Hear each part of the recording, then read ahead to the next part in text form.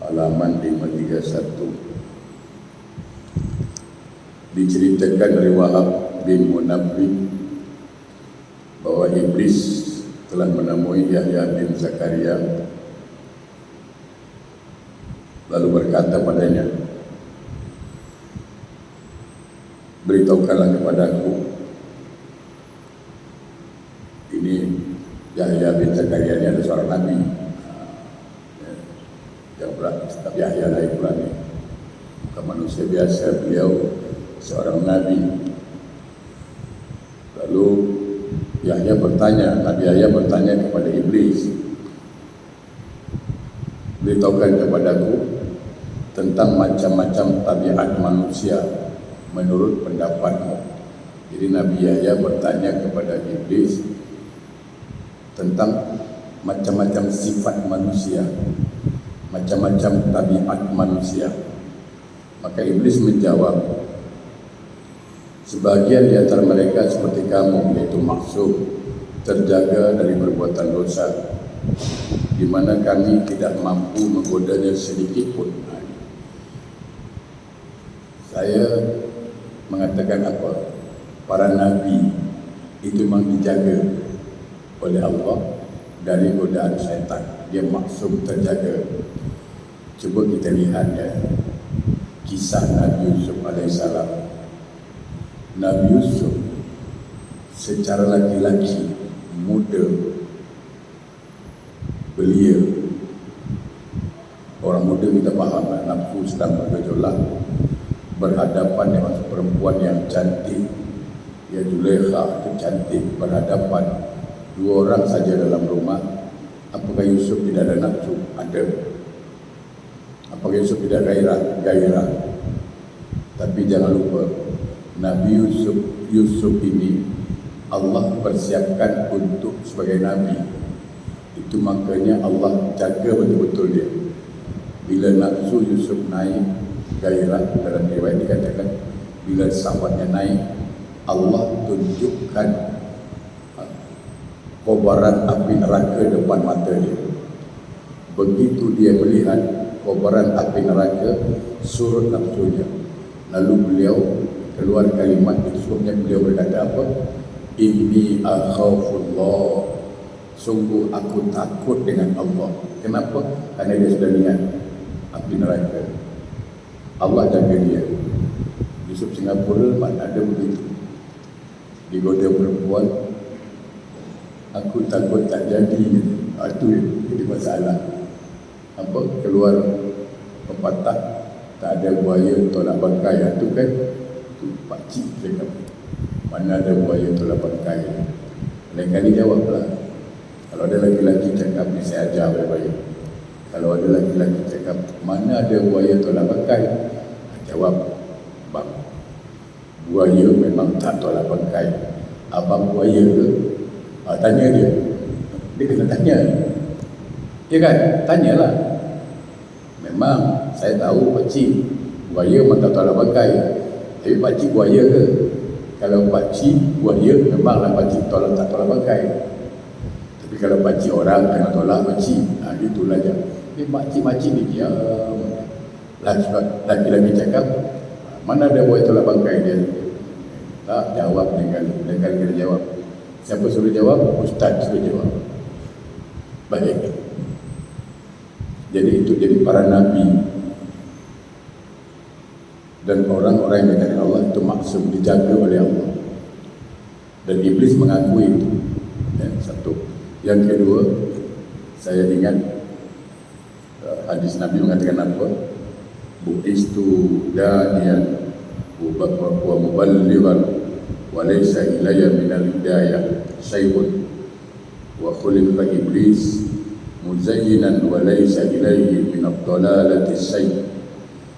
Rasulullah pernah berkata begini, aku diutus untuk menyeru, untuk menyampaikan risalah, untuk menyampaikan dakwah, untuk mengajak orang berbuat baik.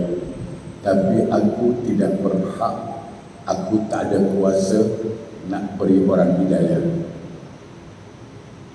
Iblis pun Allah ciptakan, dia cuma boleh menggoda, Iblis hanya boleh merayu, tapi iblis tidak boleh menyesatkan orang. Itu artinya apa?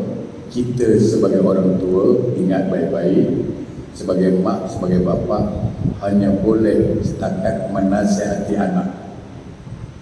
Suami hanya boleh nasihati isteri. Hidayah, petunjuk, itu hak Allah mutlak. Kadang ada orang, kita dah nasihat, kita dah berikan dia pandangan yang baik, tapi dia tak terima. Kenapa? Kerana hidayah dia tak dapat. Kadang ada kan, mak pernah nasihat kau, mak pernah nasihat kau, tapi kau tak mau ikut. Karena itu tugas mak itu hanya menyeru, menasihati. Hidayah itu mutlak, itu punya Allah. Makanya selain kita berikan nasihat pada anak, jangan lupa minta doa semoga Allah berikan dia hidayah. Itu paling penting. Jadi yang pertama, jenis manusia yang masuk, yaitu para nabi dan para wali. Kelompok kedua, ini kelompok kedua berada seperti bola di tangan anak-anak, di mana nafsu mereka menuruti apa yang mereka kehendaki. Ini kalau itu makanya kita dilarang marah. Kalau manusia marah wajar, ya, wajar. Lumrah. Manusia itu kan salah satu sifatnya pemarah. Tapi kan Allah mengajarkan apa dalam Quran surah Ali Imran, wal kaziminal ghaiz, hendaklah engkau mampu menahan marah. Sebab apa? Sebab ketika kita marah, itu setan, iblis akan menguasai nafsu kita macam dia menguasai bola. Itu makanya kalau laki-laki marah, tiba-tiba apa yang teringat? Terlintas kata talak, kata benci, tak ada baiknya isteri, itu tak ada baiknya orang jika marah. Oleh karena itu, orang yang suka pemarah itu mudah sekali digoda oleh iblis. Nah, yang ketiga, ini kelompok termasuk kelompok yang berat. Mudah-mudahan kita, yang paling tidak, mungkin kita tidak maksum, tapi paling tidak kelompok ketiga inilah kelompok yang berat bagi iblis, di mana iblis telah berusaha sekuat tenaganya menggoda kita, dan kita tergoda, diakui tergoda, tapi kita cepat istighfar.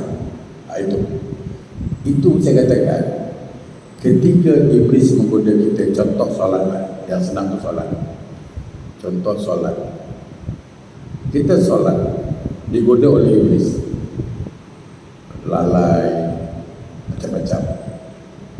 Jam solat tu mulai ingat pula siapa, itu jam ingat semua. Tadi dalam tak solat tak ingat, sibuk cari kunci, tak jumpa.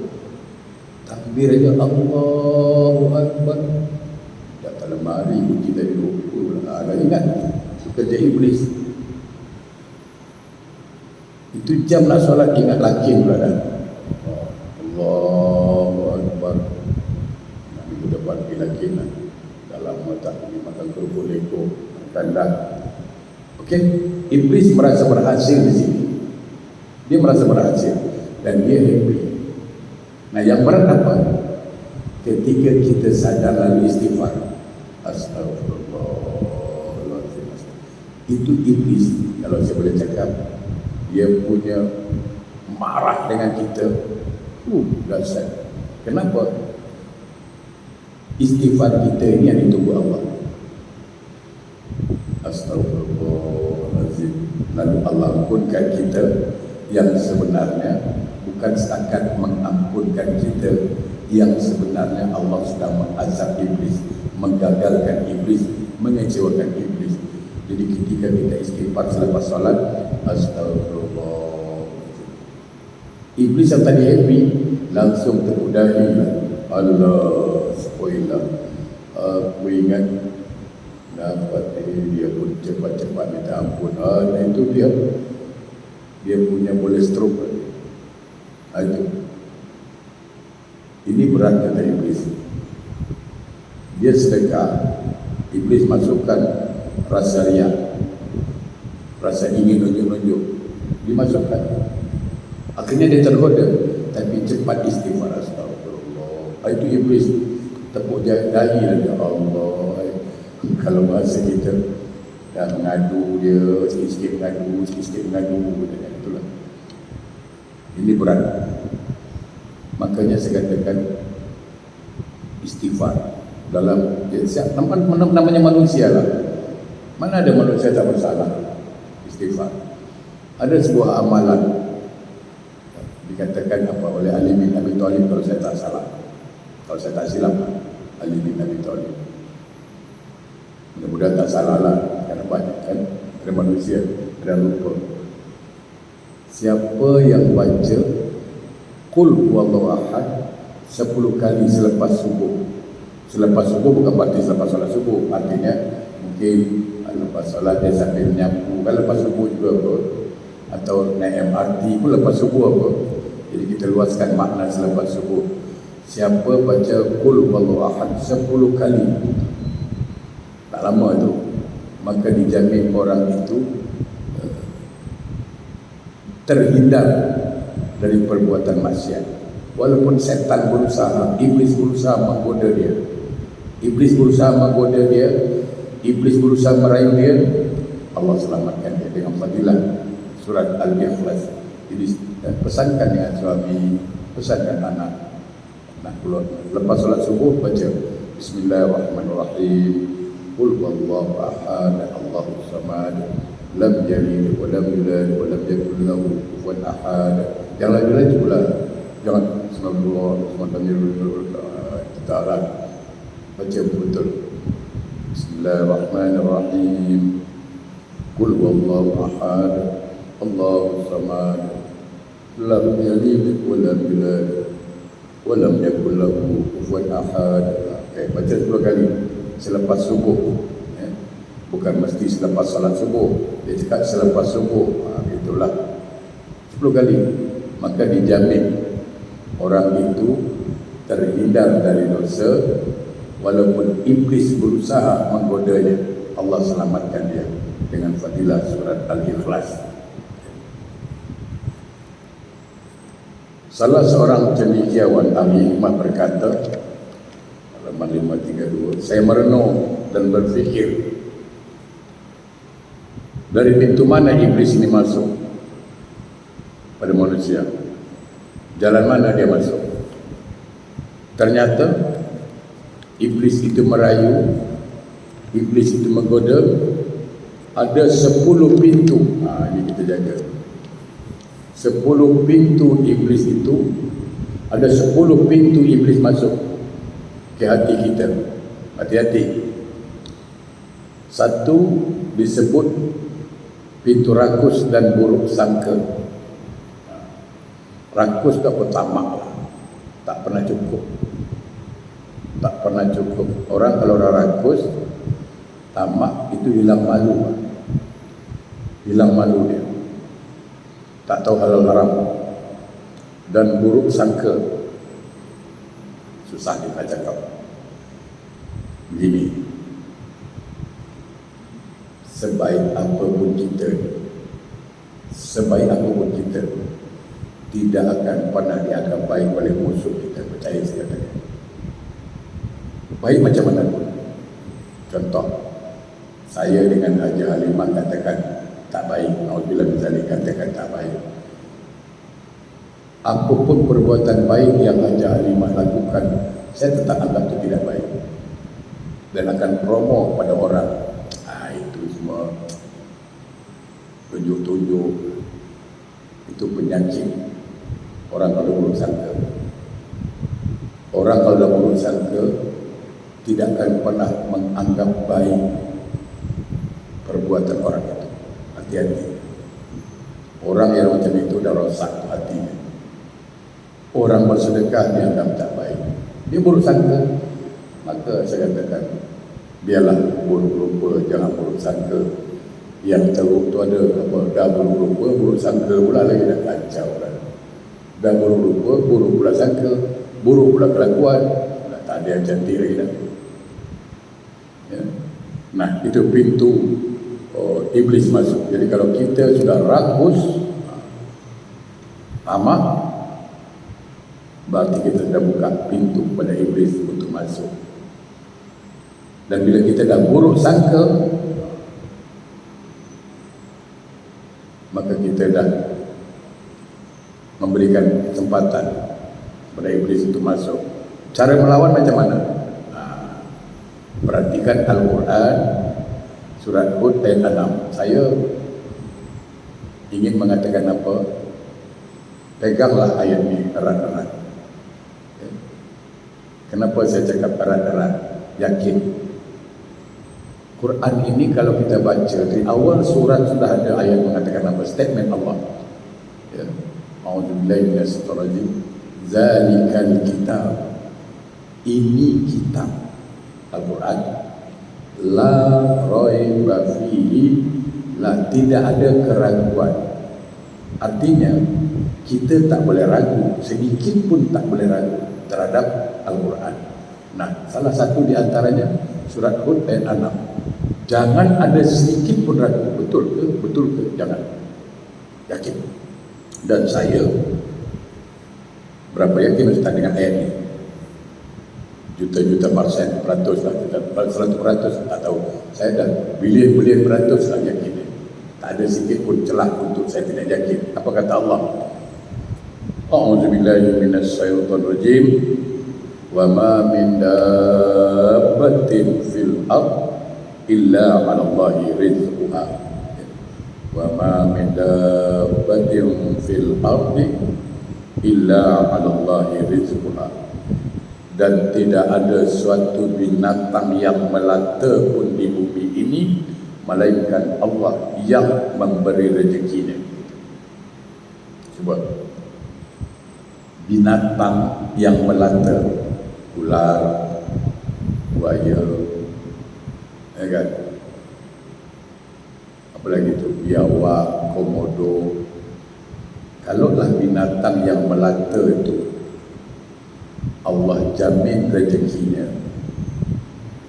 kita ni manusia, makhluk yang paling mulia Allah ciptakan, tak mungkin Allah tak siapkan. Yakin. Itu dia.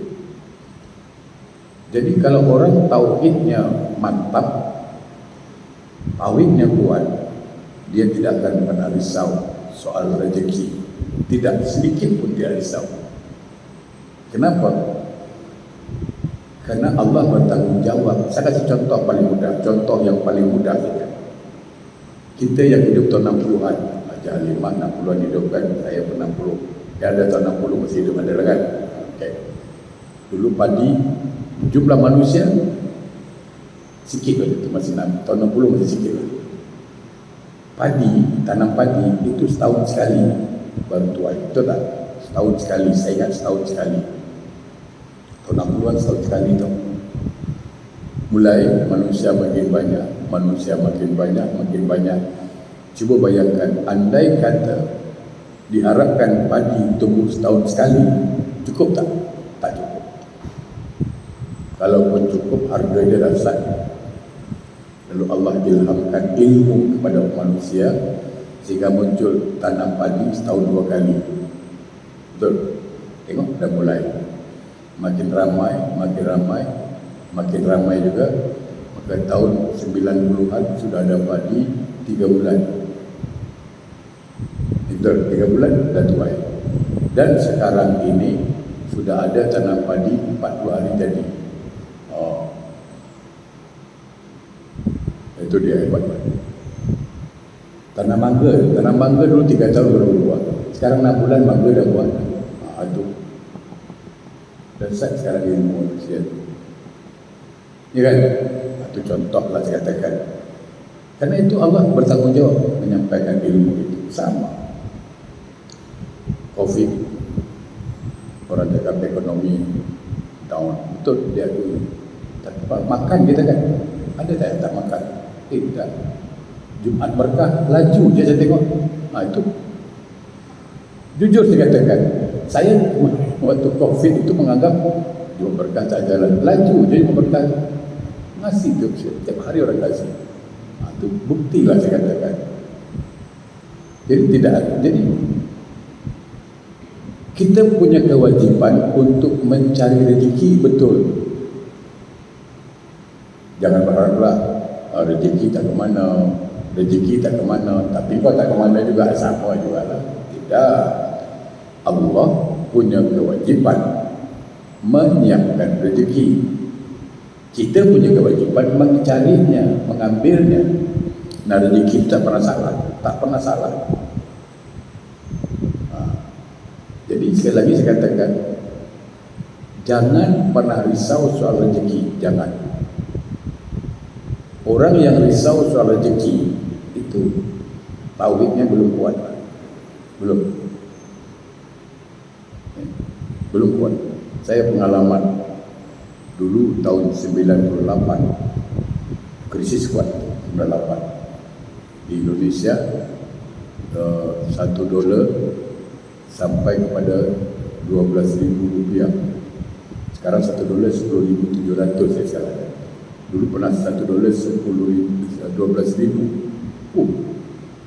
Emas dari harga, kalau di dolar kan, daripada harga $35 menjadi $90 tu, agak sat itu. Tupai-tupai emas tu, yang punya emas kaya lah, kecuali Jawa lah emas, miskin sikit lah. Emas Boniman, emas kantor tu tak naik. Okey. Tapi saya tengok orang makan juga, rezeki ada terus, meledak harga barang luar biasa. Tapi tengok, makan juga Allah siapkan rezeki. Jadi sekali lagi, untuk melawan sifat rakus dan sifat tamak ni apa lawannya? Qanaah. Qanaah itu apa? Menerima apa yang Allah dah tentukan, itu qanaah. Saya minta maaf, konon kabarnya lah, wallahu alam, saya pun tak setuju riset ini. Tapi yang riset ini profesor perempuan, 70%. Ini sekali lagi saya katakan ini riset, tapi saya tak setuju lah, tapi macam betul. Tapi tanya isteri dia betul atau tidak. 70% isteri di umur 50 tahun dia ingin ganti suami. Itu riset, wallahu a'lam.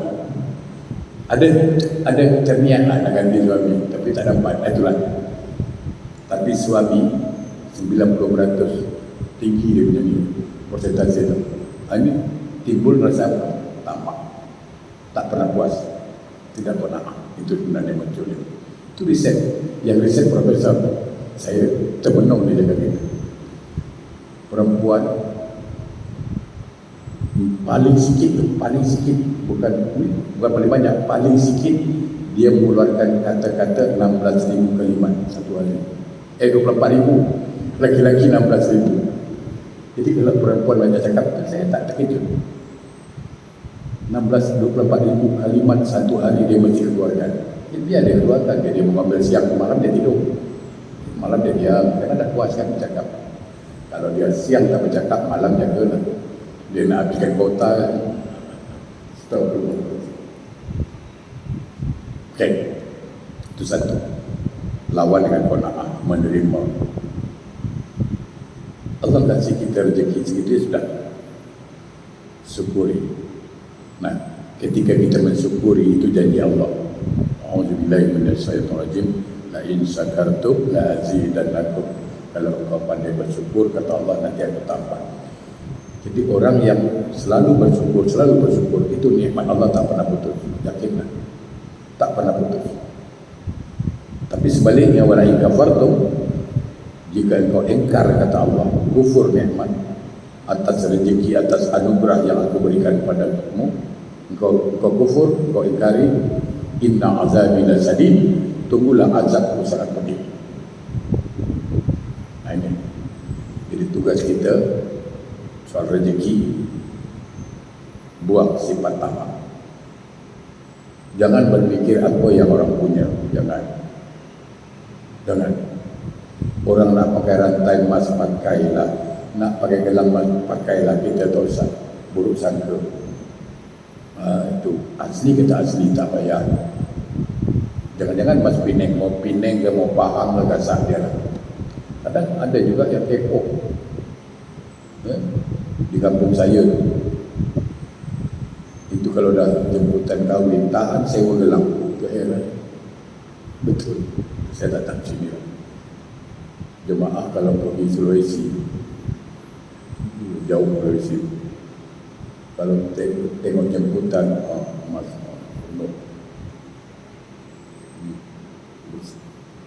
memang di sana itu dua. Kalau belum haji, belum kaya. Belum ada emas, belum kaya. Rumah besar macam mana pun, gaji besar macam mana pun lah. Kalau dia emas, dia tak beratur sini. Kalau belum haji, belum kaya. Itu. Kampung saya tu tidak orang kaya sangat, tapi rata-rata haji. Kenapa? Itu ciri khas. Dia tanam padi tu. Pasal tanam padi, nak pergi haji. Itu aja, itu menjadi sebutan. Semoga pergi haji, semoga pergi haji. Dia akhirnya pergi haji. Norek ketah, tapi pergi haji. Kena lagi norek, semoga pergi haji lah, pergi haji. Bila lagi nak haji, itu aja. Makanya rata-rata di kampung tu haji. Jangan heran, saya pernah jumpa satu hamba Allah. Dia tabung duit siling, saya tak tahu berapa tahun lah. Tin roti biskut tahu begini. Pernah tengok kan? 16 tin duit siling dia pergi haji. Orang bank sampai bingung nak kira macam mana. 16 tin duit siling dia pergi haji. Begitu, tak tahu berapa tahun dia kumpul lah. Dasar dia. Ada juga orang pergi haji tu pun, makcik tu cuma jualan kaki lima tu pergi haji. Ada. Kita kembali lagi. Hindarkan, buang jauh-jauh sifat rakus, tamak, lawan dengan qanaah, bersyukur. Saya cakap di Singapura terutama, bersyukur saya katakan, saya belum bertemu dengan orang Singapura yang sampai tak makan. Saya belum jumpa lah. Tak ada orang Singapura ni mati tak makan. Yang banyak mati pasal makan. Ya kan? Saya pernah pergi ke satu tempat, saya tak pasti. Saya rasa saja ikut dia hidup. Ikutkan dulu. Kita pergi satu tempat, saya tak tahu sebut tempatnya. Itu 80% orang yang cacat. Itu 1 bulan dia punya biaya hidup berapa? Kalau Singapura tak masuk akal. Cuma $50 sebulan cukup. Cuba bayangkan dengan $50 dia boleh hidup sebulan. Dan alhamdulillah kita bantu dulu 20 rumah yang miskin, bantu. Tapi sekarang saya tak tahu lagi, tak ada konteks lah. Sama ada masih dilanjutkan oleh jemaah atau tidak, saya tidak hilang konteks. Dasar. Jadi kita ni Singapura, alhamdulillah, soal makan saya tinggal pilih. Ya kan? Okay. Touchscreen apa nama dia? Bukan handphone touchscreen, makan pun nak pilih. Kaca tu kan, tunjuk touchscreen lah tu. Dia pun ajar, kita pun ajar lawan-lawan. Situ ya, cap tunjuk, makan. Itu pertama. Bersyukur orang Singapura, baju, makan, mewah katakan. Yang kedua, pintu iblis masuk apa? Ingin hidup terus panjang angan-angan. Namanya apa? Ulul amal. Bukan tak boleh berangan-angan, boleh. Tapi yang patutlah. Kalau umur dah 70, 65 tahun, Janganlah nak berangan-angan nak kahwin lagi pula. Dah 65 tahun, tak usah. Ibarat di airport, sudah berada di ruang tunggu kita ni, ya kan? Bukan nak check-in lagi, bukan nak pergi airport, bukan dalam perjalanan nak pergi airport. Macam kita umur dah 60 ke atas, ibarat di airport Changi, dah berada di ruang tunggu, tinggal sound aja. Para penumpang saat tinggal tunggu itu aja. Jangan banyak angan-angan, ya. Lawan banyak angan-angan itu dengan apa? Dengan banyak mengingat mati. Sebab kita tak tahu bila mati. Quran mengatakan apa? A'udzubillahi minasyaitonir rajim. Wa ma tadri nafsum bi ayyi ardin tamut. Dan tiada seorang pun yang dapat mengetahui di bumi mana dia akan mati. Maka panjang angan-angan ini akan dipatahkan oleh apa? Perbanyak ingat mati. Mati ini bukan harus orang tua, muda pun mati. Saya kawan saya yang satu sekolah lah, saya dengar kabar 3 berapa orang lagi. Kalau saya balik, insyaAllah saya bulan 10 di balik kampung, sampai tinggal 3-4 orang saja. Selebihnya dah pergi dua. Letting saya yang satu sekolah ya. Kalau yang sama-sama belajar guru agama, setingkat saya tinggal 2 orang lagi lah. Lagi lain tak tahu ke mana pergi dia. Dah banyak pergi. Pasti, mati itu pasti. Nah, yang kita takut apa? Bukan matinya kita takut. Mati itu pasti. Setelah mati, apa nak jadi kita? Itu yang kita takut. Cuba bayangkan, selalu saya katakan, bayangkan rumah kita taruhlah 3 bilik, 4 bilik ke 5 bilik ke. Semalam aja gelap macam mana? Tak tidur, kalang kabut. Padahal di rumah ramai orang. Gelisah kita, semalam lampu mati. Bayangkan kubur itu gelap. Gelap, sempit lagi. Nak ngadu ke mana tu? Nak ngadu ke mana? Nah, dari sekarang lah kita siapkan pelita kubur. Apa itu? Perbanyak baca Quran, perbanyak zikir. Itu semua penerang kubur, pelapang kubur. Perbanyak sedekah, ya. Sehingga dikatakan apa? Andai kata orang dalam kubur itu boleh bangun lagi, andai kata dia boleh bangun, maka dia akan buat satu aja apa? Sedekah. Kenapa? Karena dia sudah merasakan nikmat sedekah itu dalam kubur. Sehingga dia mengatakan apa? Andai kata aku tahu nikmat sedekah, balasan sedekah begini nikmatnya, tentu aku akan banyak-banyak bersedekah. Ya, berangan-angan wajar. Siapa yang tak ingin berangan-angan? Ya, anak aku nak jadi ini, besok kalau besar anak. Biasa berangan-angan, biasa, normal. Tapi yang masuk di akal, jangan pula anak sekolah darjah 6 pun tak tamat.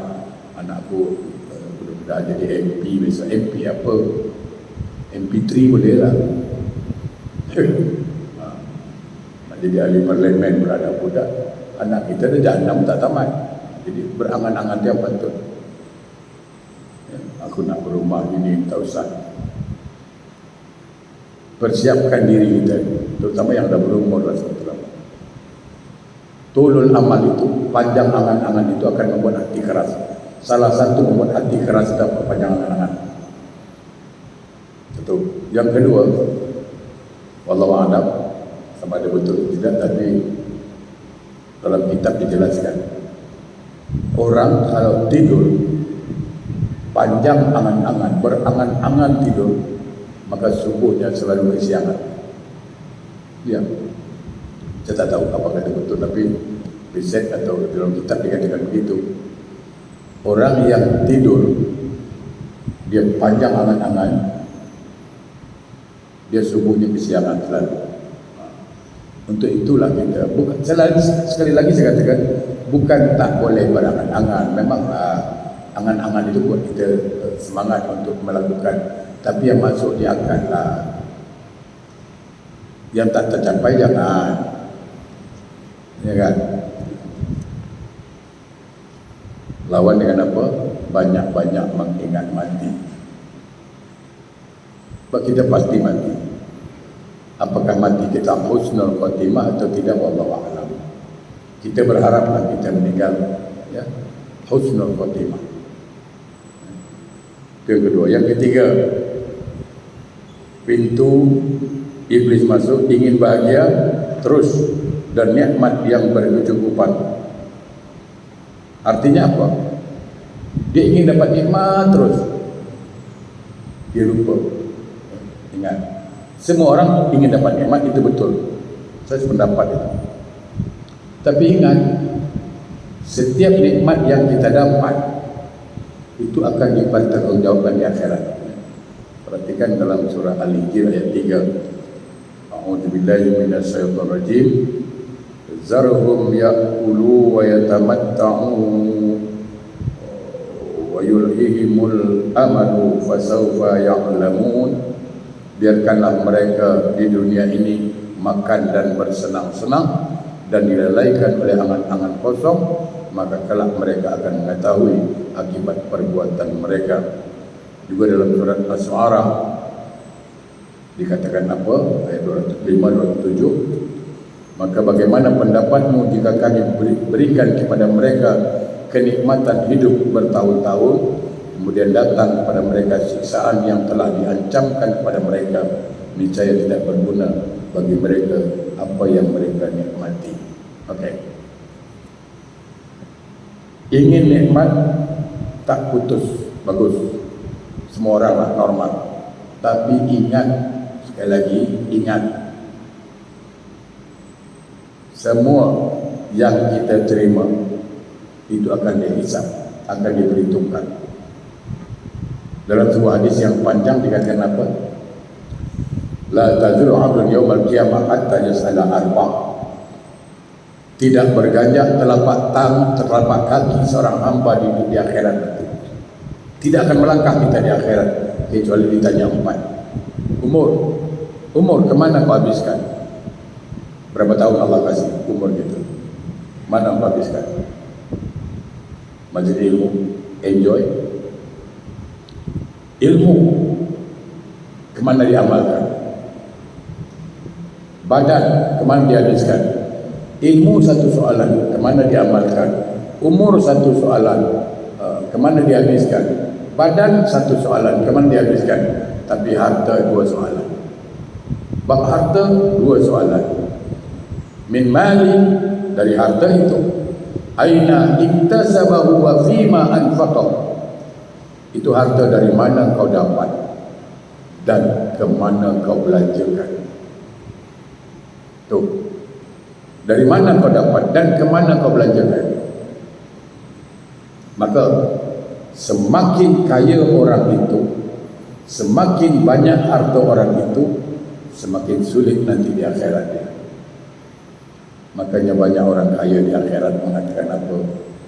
Kalau aku tahulah akibat harta banyak di dunia, tak apalah aku miskin. Begitu. Dan berapa bahagianya orang miskin ketika itu. Sama lah kita pergi, kata pergi Giant lah katakan, mall besar. Kalau kita banyak belanja, banyak buat duit, lama dekat kasir tu kan. Tapi kalau kita miskin, duit cuma beli sabun sekejap je, detong je. Itulah nanti. Semakin banyak harta kita, di dunia mungkin dia happy lah, wah duit. Di akhirat cukup lama. Makanya saya katakan, tapi tidak dilarang ternyata banyak. Saya kata dilarang, tidak dilarang. Asal faham caranya macam mana. Amalkan firman Allah dalam surah Al-Qasas 77.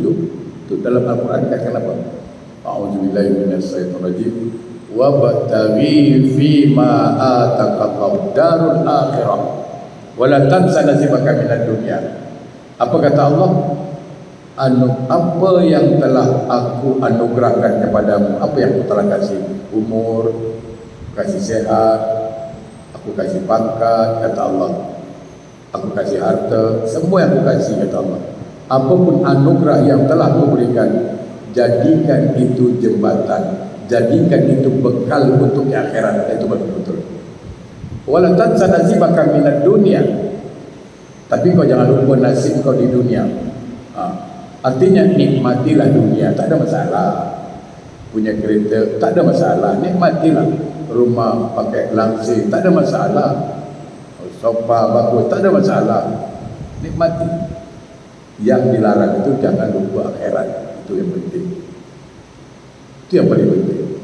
Ya? Jadi pintu iblis masuk itu dari mana? Ingin dapat bahagia terus, ingin dapat nikmat terus, ingin senang terus. Lupa akan dihitung, akan dihisap. Pangkat nak tinggi, oh bagus. Tapi ingat, kullukum ra'in wa kullukum mas'ulun an ra'iyatih. Kamu pemimpin dan akan ditanya tentang apa yang kau pimpin. Duit banyak, bagus. Tapi kamu akan ditanya, itu duit dari mana? Umur panjang, bagus. Tapi Allah akan tanya, ke mana kau habiskan? Semua akan ditanya nanti. Oleh karena itu, jangan lupa, setiap anugerah yang Allah berikan pada kita, kita mesti bertanggung jawab di akhirat. Ya. Baik, sekali itu dulu, insyaAllah bermanfaat. Sabtu depan kita akan sambung lagi bab hujung, insyaAllah.